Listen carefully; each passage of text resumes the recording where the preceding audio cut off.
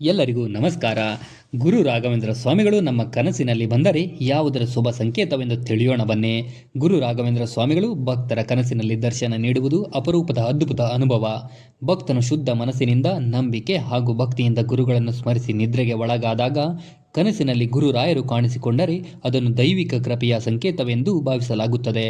ಕನಸಿನಲ್ಲಿ ಗುರುರಾಯರು ಶಾಂತ ಮುಖಭಾವದೊಂದಿಗೆ ಆಶೀರ್ವಾದ ನೀಡುವುದು, ಕೈ ಎತ್ತಿ ವರ ನೀಡುವುದು ಅಥವಾ ಮಂತ್ರಾಲಯದ ದೃಶ್ಯ ಕಾಣಿಸುವುದು ಭಕ್ತನ ಜೀವನದಲ್ಲಿ ಶುಭ ಬದಲಾವಣೆಗಳು ಆಗಲಿವೆ ಎಂಬ ಸೂಚನೆ ಆಗಿರುತ್ತದೆ. ಗುರು ರಾಘವೇಂದ್ರ ಸ್ವಾಮಿಗಳು ಕನಸಿನಲ್ಲಿ ಕಾಣಿಸಿಕೊಂಡಾಗ ಭಯವಿಲ್ಲದೆ ಧೈರ್ಯ, ಶಾಂತಿ ಮತ್ತು ಭರವಸೆಯ ಭಾವನೆ ಮೂಡುತ್ತದೆ.